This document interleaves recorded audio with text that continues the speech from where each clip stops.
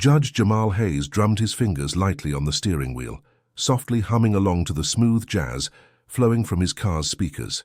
The rich leather upholstery of his pristine Mercedes still carried that distinct new car fragrance he adored. As he glided down Maple Avenue, a street flanked by grand estates and perfectly manicured lawns, he couldn't help but bask in a sense of accomplishment. Years of relentless effort had finally secured his place in this prestigious neighborhood. Yet, his serene drive came to an unexpected stop when the glow of red and blue lights filled his rearview mirror. His brows knit together as he pulled over, puzzled by what he might have done wrong. He had been driving well below the speed limit, simply relishing the picturesque surroundings. Officer Karen Michaels approached his window, her hand hovering near her holstered weapon. "License and registration," she demanded curtly, her tone sharp and devoid of warmth. Jamal complied without hesitation, reaching for his wallet. "May I ask what this is about, officer?" he inquired calmly. Michaels ignored his question, snatching the documents from his hand. Her eyes scrutinized the paperwork before darting back to him. "Step out of the vehicle, sir," she ordered brusquely. "Excuse me?" Jamal's confusion quickly morphed into disbelief. "I don't understand." "What's the issue?" he pressed. "I said, step out of the car now," she repeated, her hand tightening around the grip of her holster. Jamal's heart raced, but he kept his tone measured and composed. "Officer, I'm Judge Jamal Hayes. This is my vehicle, and I reside just down the street. Surely there's been some sort of mix-up." Michaels scoffed dismissively. "That's a good one. Out of the car now. Don't make me repeat myself." Slowly, Jamal opened the door, his mind a whirlwind of thoughts. As he stepped onto the pavement, he caught glimpses of curious neighbors peering through their curtains. Embarrassment and anger swirled within him, but he fought to maintain his composure. "Turn around! Hands on the vehicle!" Michaels barked. "This is absolutely unnecessary," Jamal protested, his voice steady despite his rising frustration. Still he complied, resting his hands on the car as instructed. The officer began a rough pat-down. "We've had reports of vehicle thefts in the area, and this car matches the description of one stolen last week," she explained, her tone laced with suspicion. Jamal's jaw tightened. "I can assure you, this vehicle wasn't stolen. I purchased it just a few days ago. If you'll allow me to explain—" "Save it for the station," Michaels interrupted, pulling out her handcuffs. Jamal's thoughts raced. He knew his legal rights intimately. He had spent a career upholding the law. But in this moment, none of that seemed to matter. The weight of systemic injustice pressed down on him, heavy and suffocating. Still, Judge Hayes was not a man who yielded easily.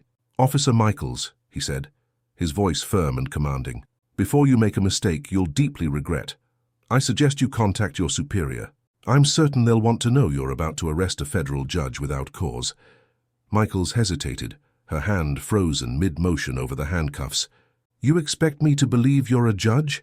I expect you to do your job properly," Jamal shot back, his tone even but resolute. "That includes verifying my identity before making an unfounded arrest. Now call your superior." Something in his unwavering demeanor seemed to resonate with her. Michaels stepped back slightly, uncertainty flashing across her face.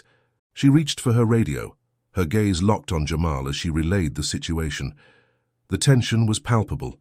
Jamal felt the weight of his neighbor's stares, sensed their whispered judgments. In a matter of minutes, all the years he had dedicated to earning their respect felt erased.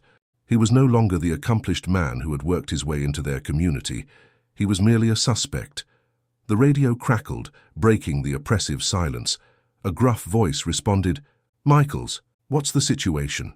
Michaels hesitated, her voice faltering as she recounted the incident.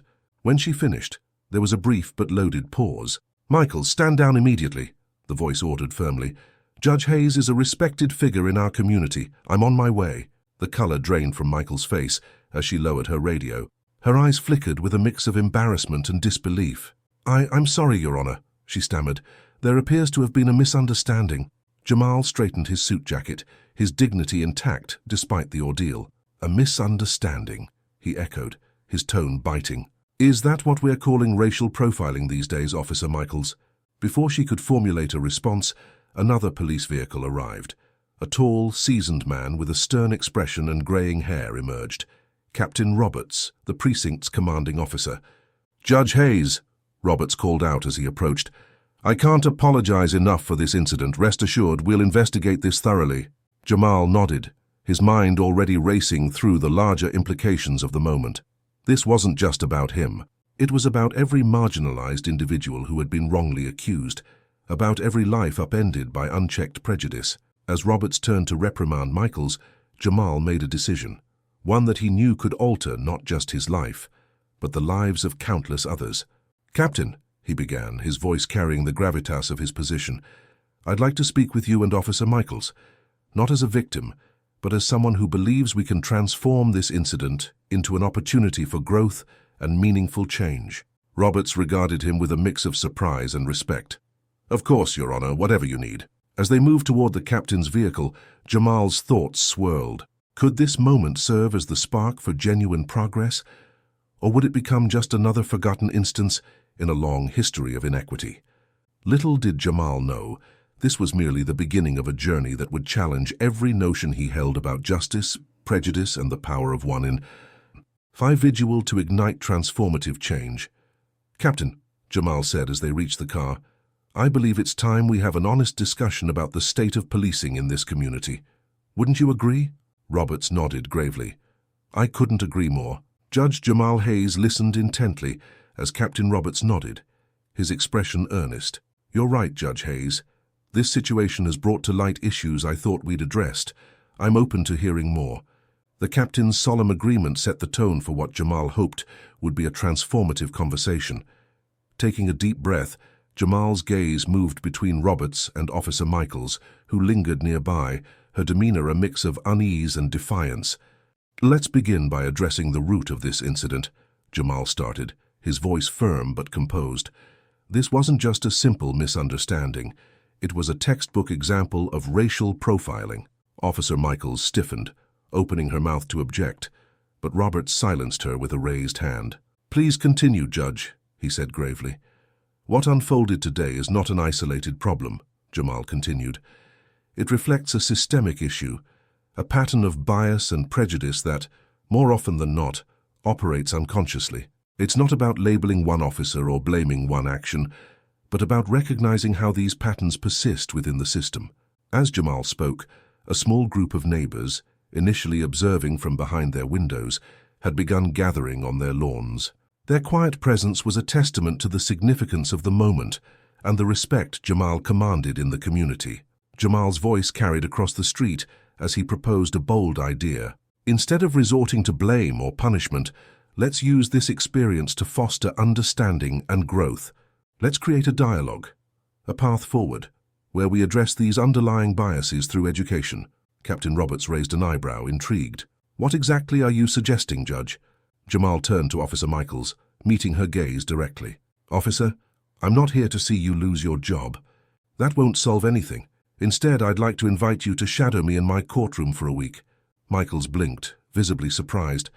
"Your Honor, you mean to observe court proceedings?" "Yes," Jamal confirmed, his tone steady.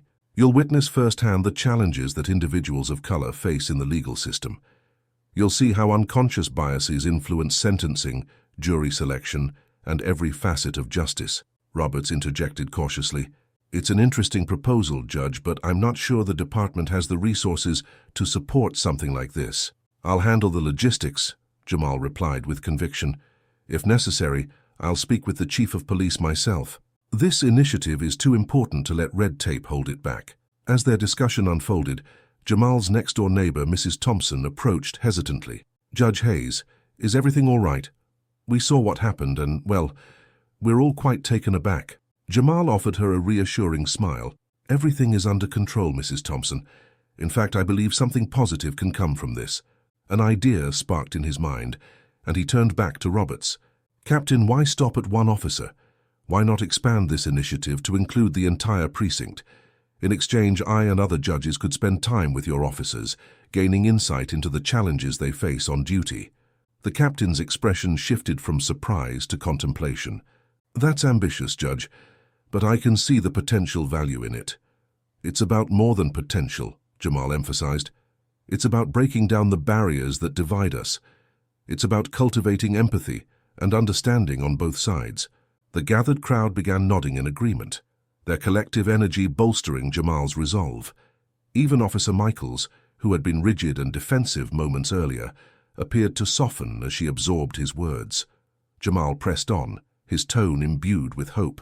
We have a chance to turn this moment of conflict into an opportunity for progress, to demonstrate to our community that justice is not just a concept, but a commitment to equity, fairness, and humanity.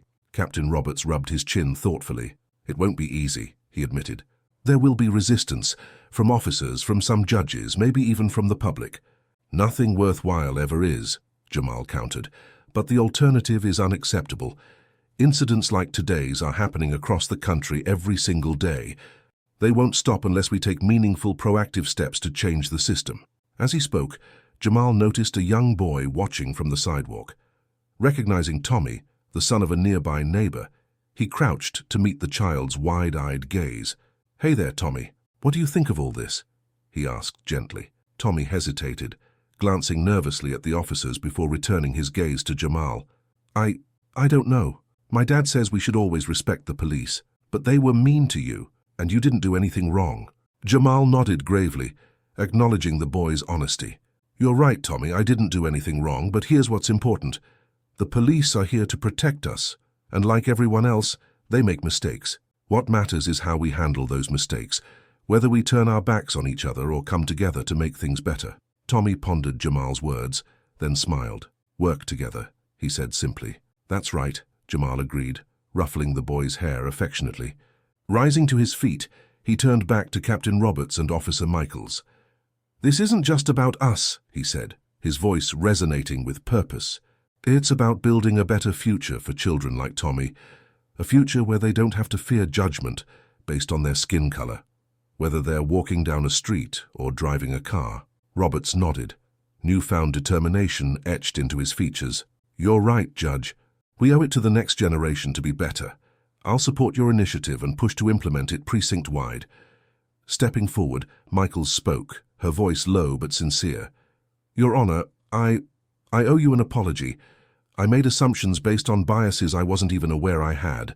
I'd be honored to participate in your program." Jamal extended a hand, his expression one of respect. "Thank you, Officer Michaels. Acknowledging your mistake is the first step toward meaningful change." As their hands met in a firm shake, a light ripple of applause came from the gathered neighbors, marking the beginning of a new chapter. Not just for Jamal, but for an entire community striving toward justice. Applause erupted from the gathered neighbors, and Mrs. Thompson wiped a tear from her cheek. "Judge Hayes, we're lucky to have you in our community. Is there anything we can do to support this initiative?" Jamal surveyed the crowd, observing a kaleidoscope of emotions.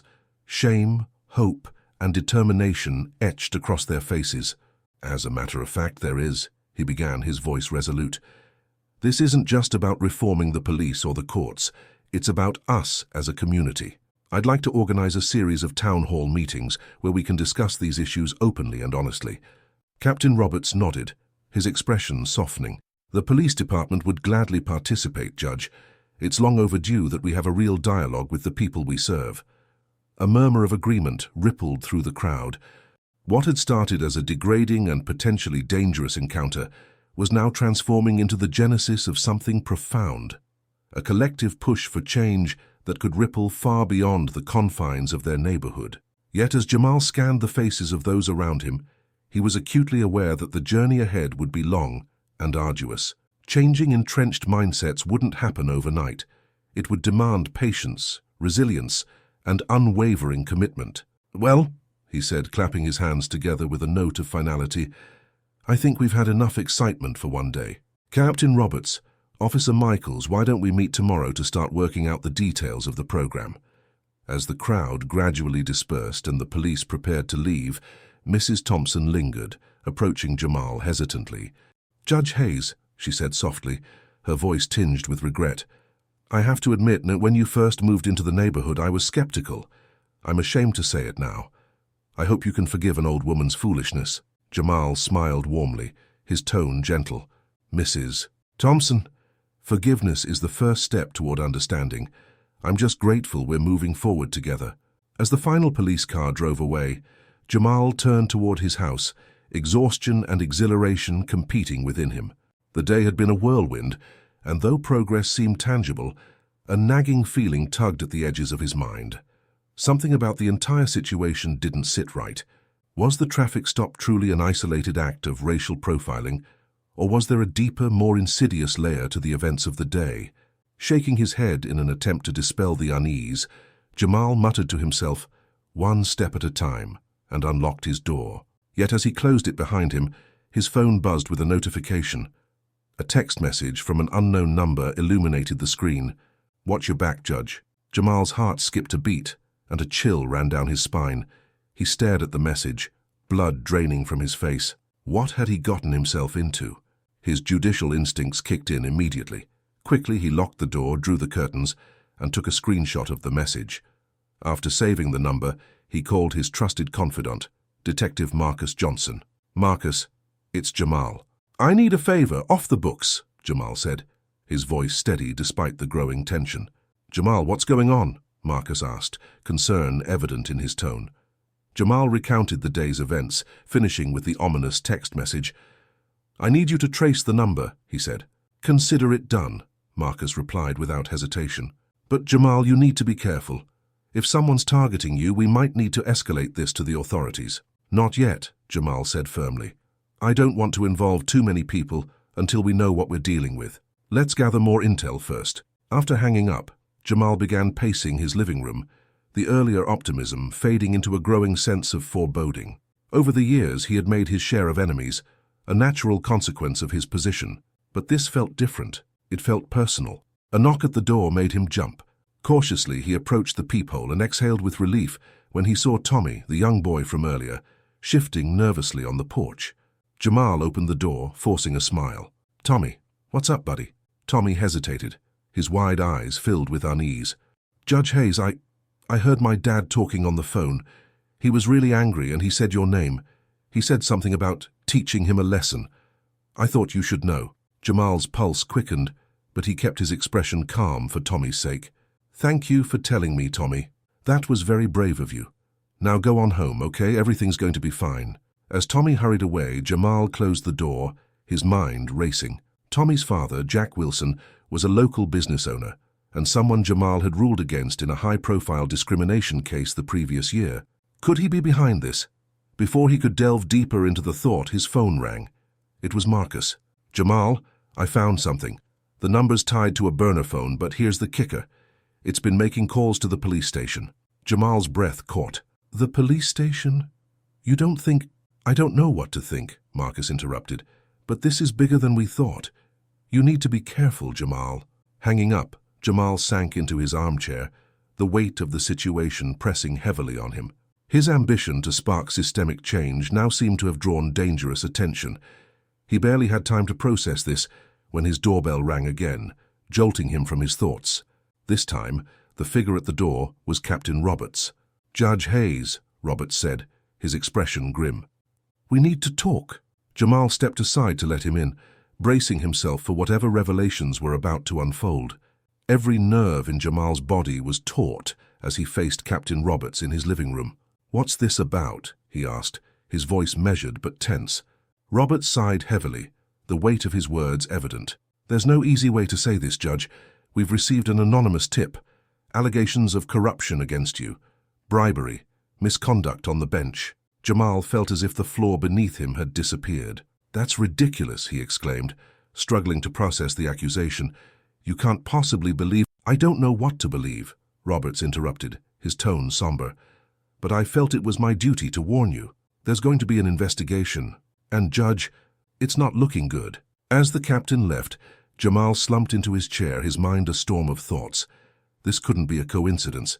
The traffic stop, the cryptic text message, Tommy's warning, and now these allegations, it was all connected. Someone was orchestrating this, trying to dismantle his reputation and everything he had worked for. But why? And more pressing, who? The night passed sleeplessly as Jamal wrestled with these questions. By morning, his course of action was clear. He couldn't trust anyone. Not the police, not his peers on the bench. If he wanted answers, he would have to find them himself. Calling in sick to work, a first in his career, He began his investigation. His dining table soon disappeared under a mountain of old case files, court transcripts, and personal notes. Somewhere in the pages of his rulings and decisions, he hoped to find a clue. As he sifted through the documents, a pattern began to emerge. Several of his recent decisions had gone against a prominent local construction company, Apex Builders. The firm had been cited for everything from unsafe working conditions to discrimination and environmental violations. The owner, Jack Wilson, Tommy's father. The pieces began to align, but one critical element remained unclear. How did Apex Builders connect to the police? And why was this all happening now? A knock at the door interrupted his thoughts. Cautiously, Jamal approached and peered through the peephole. It was Officer Michaels. He opened the door slightly, keeping the chain in place. "Officer Michaels, what are you doing here?" She glanced over her shoulder nervously. "Judge Hayes, I need to talk to you.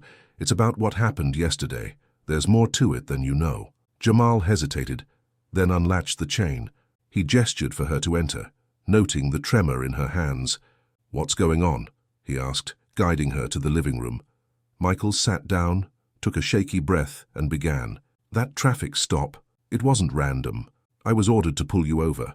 Jamal's eyes widened in shock. "Ordered? By whom?" "I don't know," she admitted, her voice barely audible. "The directive came from higher up. They told me to find a reason, any reason, to stop you, to provoke something." Her eyes met his, filled with regret. "I didn't understand why at the time. I was just following orders." Jamal sank back into his chair, his thoughts spinning. "Why are you telling me this now?" Michaels looked down, guilt shadowing her face. "Because of what you said yesterday. It stuck with me. I became a cop to help people, not to be part of some scheme. And when I heard about the allegations against you, I knew something wasn't right." Before Jamal could respond, another knock came at the door. This time, it was Marcus. "Jamal," he said urgently as he entered, stopping abruptly when he saw Michaels. "What's she doing here?" Jamal quickly filled him in. Marcus listened intently, his expression growing darker with every revelation. "This goes deeper than we thought," the detective said grimly. "I did some digging on Apex Builders.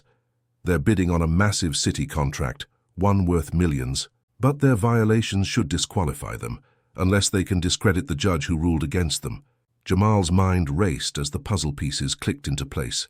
"That's why they're targeting me," he murmured. "There's more," Michaels interjected, her voice steadying. "There are rumors at the station. Some of the higher-ups are in Apex's pocket. They've been burying complaints and looking the other way." The three exchanged heavy glances, the full scope of the conspiracy becoming alarmingly clear. This wasn't just about Jamal. It was about systemic corruption, stretching from the police force to the city's power brokers. "We need evidence," Jamal said, his judicial instincts taking over. "Without proof, it's our word against theirs." Marcus nodded. "I can try to access internal police records. If there's a paper trail linking Apex to the officers, we'll find it." "And I can help," Michaels added. "I know which officers have been acting suspiciously." Jamal looked at them both, a flicker of hope igniting. "It's risky. If we're caught, it's worth the risk," Marcus interrupted. "This is bigger than us." As they began strategizing, Jamal's phone buzzed with another text from the unknown number. "Back off, Judge. Last warning." He showed it to Marcus and Michaels, their expressions hardening with resolve. "They're getting nervous," Marcus said. "That means we're on the right track." Michaels nodded. "So what's our next move, Judge?" Jamal looked at his unlikely allies, a detective and a police officer whose paths had crossed his under the most unusual circumstances. He drew a deep breath. "We follow the money. Every corrupt deal leaves a trail. We just have to find it." As night fell, the trio bent over laptops and stacks of documents, unaware that their pursuit of the truth would soon plunge them into an even darker web of danger and deceit. The stakes had never been higher, and Jamal silently vowed that no matter the cost, he would see justice prevail. Every move they made now felt like a high-stakes gamble. The game was in full swing, and the players were operating on razor-thin margins. "We follow the money," Jamal said again, his voice firm with resolve.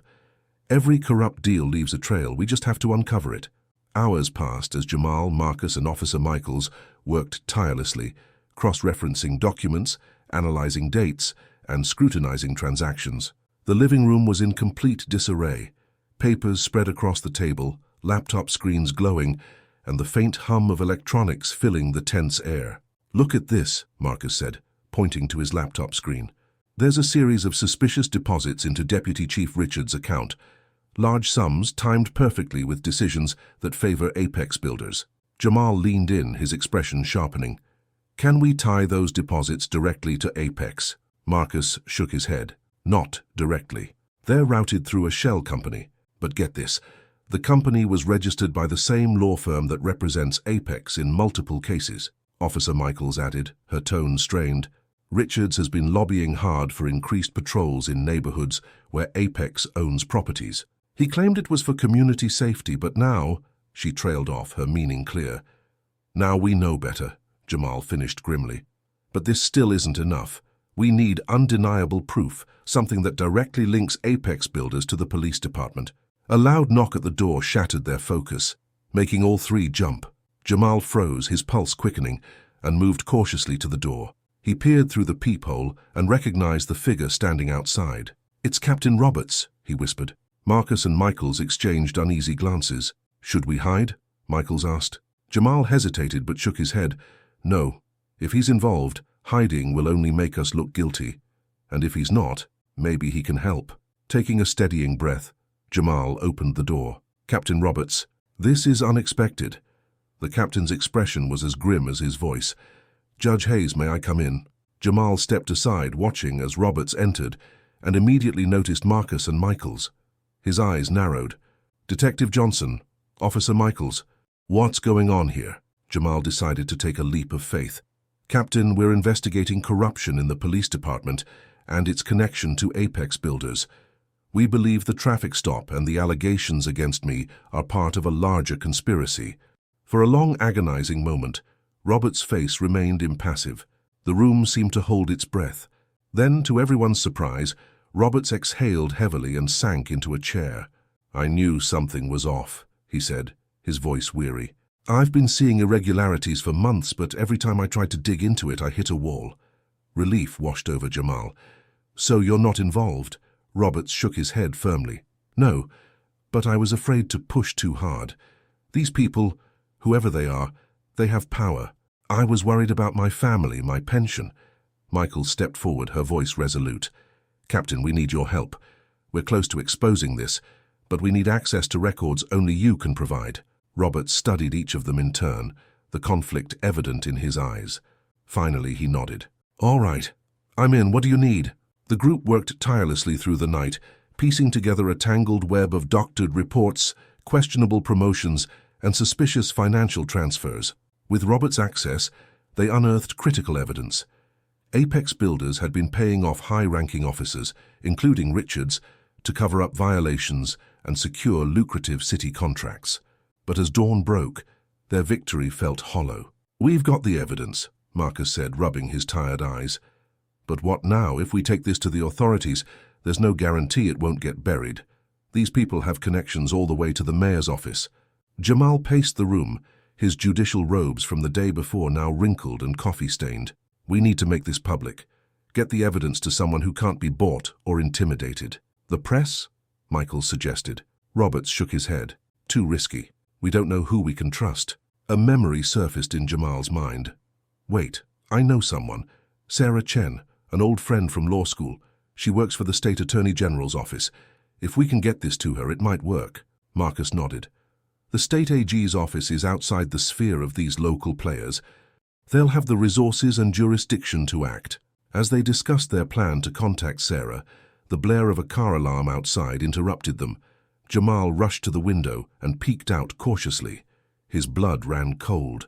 "We've got company," he said, his voice tense. "2 unmarked cars.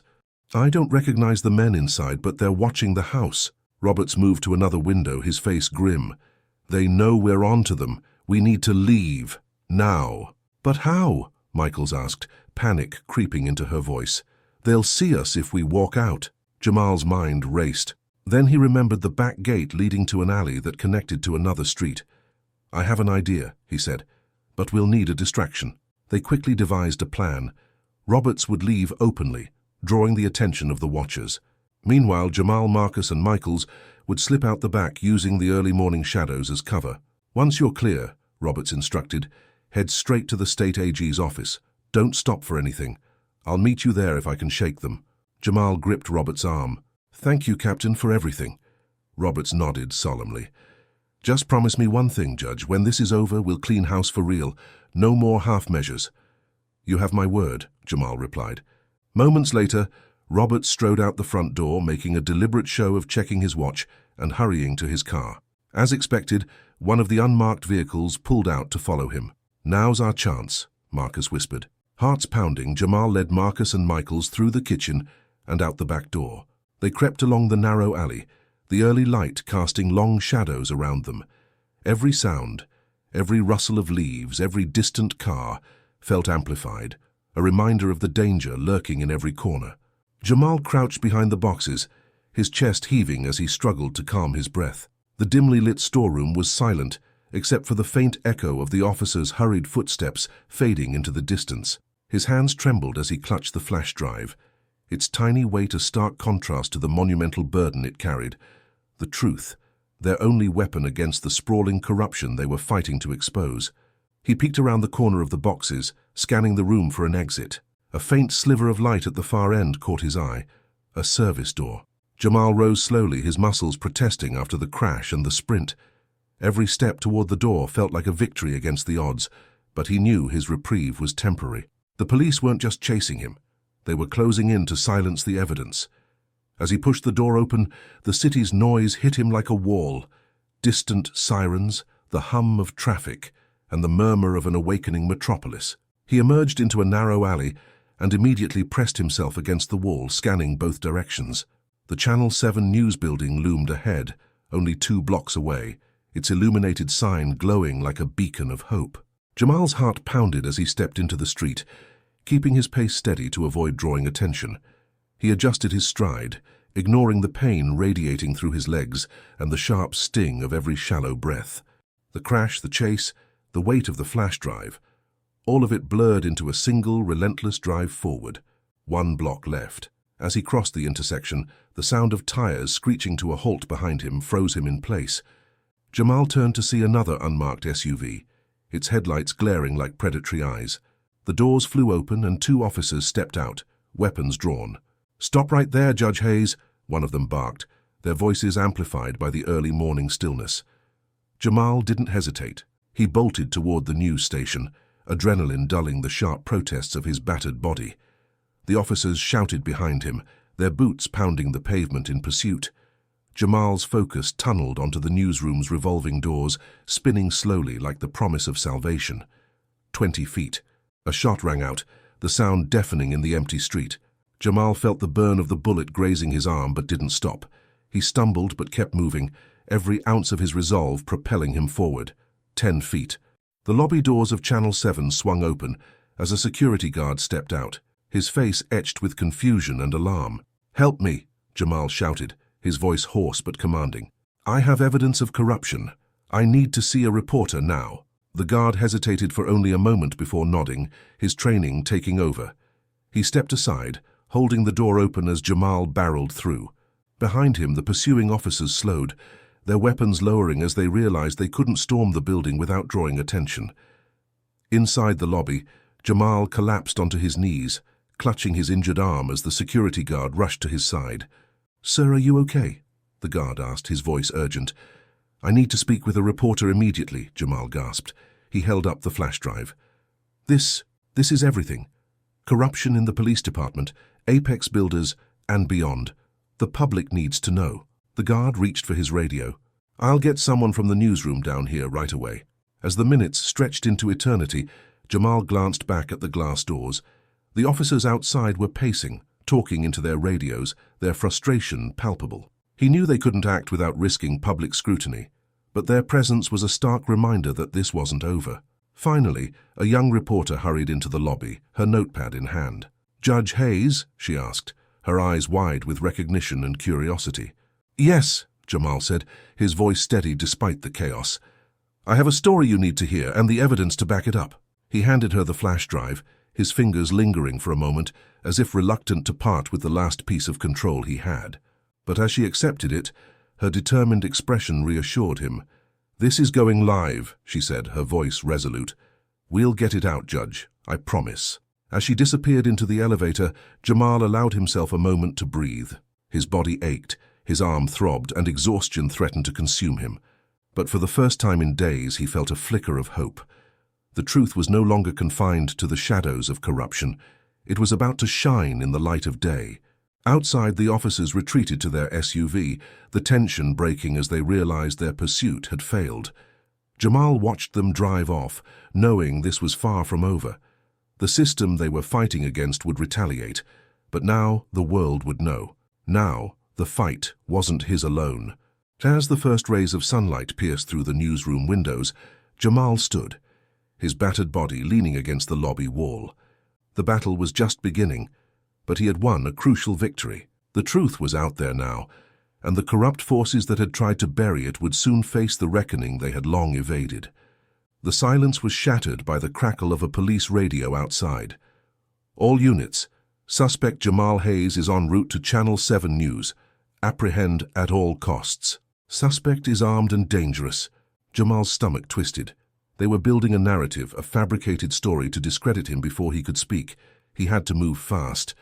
Glancing around the empty office he'd stumbled into, Jamal realized he wasn't in Channel 7 News, but in the building adjacent to it. His mind raced, formulating a plan. It was audacious, bordering on reckless, but it might be his only shot. He found the stairwell and climbed to the roof, his legs aching with each step. As he emerged into the cool morning air, the Channel 7 building loomed just across a 10-foot alley. Jamal stood at the edge, staring down into the yawning gap below. The wind tugged at his clothes, and for a moment doubt crept in. "This is madness," he muttered, but there was no other way. Backing up to gain momentum, Jamal sprinted across the rooftop, pushing off the edge with every ounce of strength in his body. For a brief, terrifying moment, he was weightless, the alley stretching below him like a chasm. Then, with a jarring impact, his feet hit the opposite roof, and he rolled to soften the landing. Breathless but alive, he pushed himself to his feet. He'd made it. Locating the roof access door, Jamal slipped inside, descending the stairs into the building. The sounds of the newsroom preparing for the morning broadcast grew louder as he approached. His heart pounded, not just from exertion, but from the enormity of what he was about to do. He had to convince them to put him on air and fast. But would they even believe him? Bursting into the newsroom, Jamal commanded the room's attention. "My name is Judge Jamal Hayes," he announced, his voice cutting through the bustle. "I have evidence of widespread corruption in the police force and city government. I need to speak on air immediately." For a moment, there was stunned silence. Then, a woman with sharp eyes and an air of authority stepped forward. "Linda Chen, executive producer," she said. "You've got 2 minutes to convince me why I should risk my career on this." Jamal took a deep breath, the weight of the moment pressing down on him. In measured, deliberate words, he laid out the connections they had uncovered. The corruption within the police department, the ties to Apex builders, and the coordinated efforts to silence him. As he spoke, he saw the dawning realization on Linda's face, the pieces falling into place.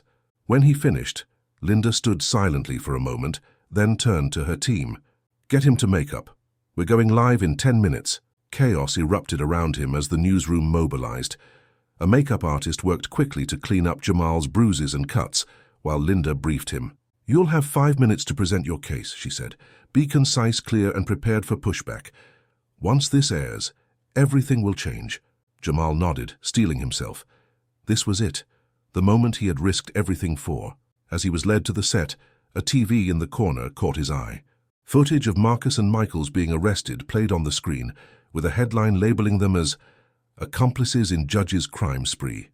Jamal's jaw tightened. The system was already moving to bury the truth. The studio lights were blinding as he sat across from the anchor, whose professional demeanor betrayed a hint of skepticism. A voice counted down. "We're live in 3, 2, 1. The anchor began smoothly. "We interrupt our regular programming for a special report. Joining us is Judge Jamal Hayes, who claims to have evidence of widespread corruption in our city's government and police force.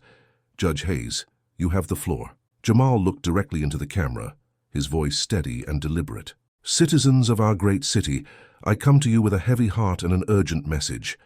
Our justice system, the very foundation of our society, has been corrupted. As Jamal detailed the evidence, the newsroom buzzed with activity. Phones rang incessantly, and the crew exchanged shocked glances.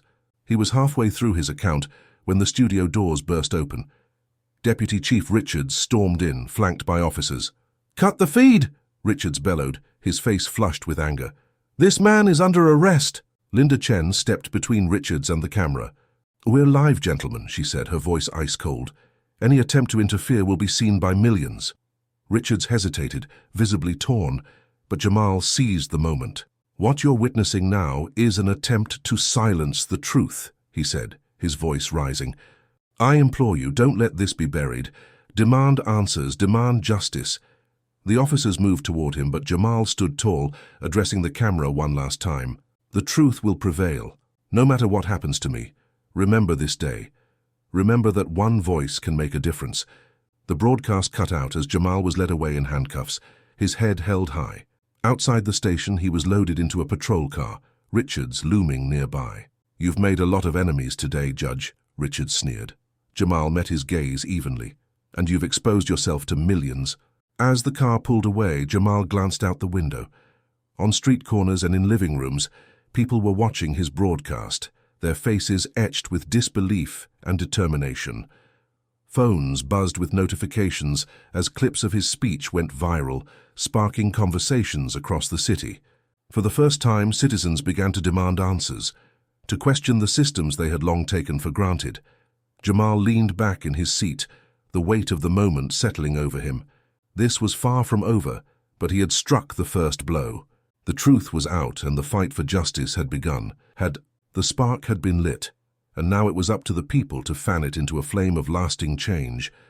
As Jamal was pushed into the back of the police car, the city skyline bathed in the golden light of dawn came into view. Despite the cuffs on his wrists and the uncertainty ahead, he felt a glimmer of hope. The truth was out. No matter what happened next, the fight for justice would continue. The police car wove through the city streets, its siren cutting through the early morning stillness. Jamal's mind raced. He had accomplished what he set out to do, expose the corruption that had poisoned the city. But what would come of it? Would his sacrifice lead to meaningful reform, or would the powerful forces he had challenged succeed in silencing him and burying the evidence? As the car approached the police station, the crowd outside came into view. Reporters and photographers swarmed the entrance, their cameras flashing incessantly. Jamal was ushered through the chaos, his head held high despite the relentless questions being shouted his way. Inside, the atmosphere was electric. Phones rang non-stop, officers whispered in hurried tones, and tension hung thick in the air. Jamal was led to a cold, stark interrogation room. The door slammed shut, leaving him alone with his thoughts. Hours passed. Muffled shouts and hurried footsteps from outside hinted that something significant was unfolding, but Jamal remained in the dark. Finally, the door creaked open, and Captain Roberts stepped inside. He looked exhausted, his face drawn, but his eyes carried a spark of determination. "Judge Hayes," Roberts began, his voice low and urgent, "you've stirred up one hell of a hornet's nest." Jamal leaned forward, his voice steady. "What's happening out there?" Roberts dropped into the chair across from him and sighed heavily. "Your broadcast. It's everywhere. Social media, international news outlets. People are protesting in the streets, demanding answers." A glimmer of hope ignited in Jamal's chest. "And the evidence?" Roberts nodded. "Safe. Detective Johnson got it to Sarah Chen at the State Attorney General's office before he was arrested. They're combing through it now." Relief washed over Jamal, tension leaving his body for the first time in hours. "So what happens next?" Before Roberts could respond, the door burst open. Deputy Chief Richards stormed in, his face red with fury. "You're finished, Hayes," he snarled. "By the time we're done, you'll be lucky if you ever see the outside of a cell again." Roberts stood, positioning himself between Richards and Jamal. "That's enough, Deputy Chief. The State Attorney General's office is taking over this investigation. Judge Hayes is to be released immediately." Richards' face paled. "You can't do that," he hissed. "You have no authority." "Actually," a new voice interjected, "he does." Sarah Chen stepped into the room, flanked by 2 agents. Her calm demeanor radiated authority. "By order of the Attorney General, this entire department is under investigation. "Deputy Chief Richards, you are under arrest for corruption, obstruction of justice, and conspiracy." Richards sputtered in protest as the agents cuffed him and led him away. Sarah turned to Jamal, her expression softening.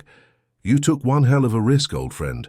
But it paid off. We've got enough evidence to bring down half the city government." In the weeks that followed, the city was rocked by a whirlwind of legal proceedings, media coverage, and public outcry. The evidence Jamal and his allies had gathered proved damning. Corrupt officials were arrested one by one, from low-ranking officers to influential city leaders. Apex Builders faced a swift downfall, and its owner, Jack Wilson, was charged with bribery and fraud. But as satisfying as it was to see justice served, Jamal couldn't shake the uneasy feeling that this was only the beginning. The system that had allowed corruption to thrive remained largely intact. Real, lasting change would require more than arrests. It would require rebuilding the entire foundation. On a crisp autumn morning, Jamal stood before a podium, cameras flashing as he prepared to address the city. Taking a deep breath, he began, "Citizens of our great city, we have weathered a storm of corruption and deceit. We have seen how those entrusted with power can abuse it for personal gain. But we have also seen the power of truth and the courage of those willing to stand up for what is right." He paused, letting his words sink in. "It is not enough to remove the bad apples. We must examine the entire orchard. That is why today I am announcing my resignation from the bench." A murmur ran through the crowd. Jamal raised a hand for silence. "I am stepping down not because I am guilty, but because I believe I can do more good working outside the system. I am establishing an independent watchdog organization dedicated to rooting out corruption and ensuring transparency in our government and law enforcement agencies." The announcement sparked a wave of reactions: surprise, admiration, and hope. Jamal outlined his vision, knowing the road ahead would be long and difficult, but he was ready. In the months that followed, Jamal threw himself into his new role. He assembled a team that included Marcus and Michaels, both of whom had been cleared of all charges. Together, they worked tirelessly to expose corruption, support honest officials, and empower citizens to demand accountability. Resistance came from all sides, but so did allies. From honest officers tired of the rot within their ranks to community leaders eager for real change. A year after his fateful broadcast, Jamal stood in a crowded community center in the very neighborhood where he had been wrongfully stopped. The room was packed with people from all walks of life, gathered to hear an update on his organization's progress. As he looked out at the crowd, his eyes landed on a familiar face: Tommy, the young boy whose warning had set everything into motion. Tommy waved shyly from the front row. Jamal smiled, his voice steady as he addressed the crowd. "This journey has not been easy, but together, we have proven that change is possible. The fight is far from over, but every step we take brings us closer to a future where justice is not just a word, but a reality for everyone." The room erupted in applause, and for the first time in years, Jamal felt a profound sense of hope. The spark had grown into a flame, and now it was a beacon guiding the way to a better tomorrow. Tommy approached Jamal after the meeting, his steps confident, his demeanor more serious than Jamal remembered from that pivotal day years ago. Though older now, Tommy's eyes still held that same spark of curiosity and hope that had struck Jamal before. "Judge Hayes," Tommy hesitated, then corrected himself.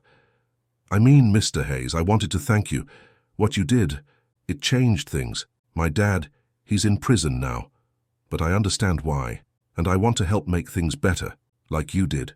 Jamal felt a lump rise in his throat. He placed a firm, steady hand on Tommy's shoulder, meeting the young man's gaze with pride. "You already have, Tommy.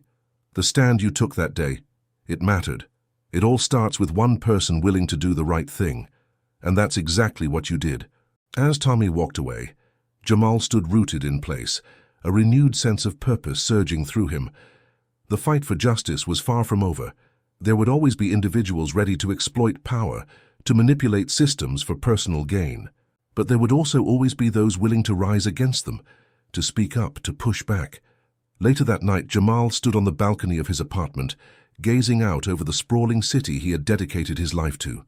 The lights glittered like scattered stars in the darkness, each representing a story, a life, a potential for change. He thought of how far they had come, from exposing a corrupt web of officials to empowering citizens to demand accountability, and how far they still had to go.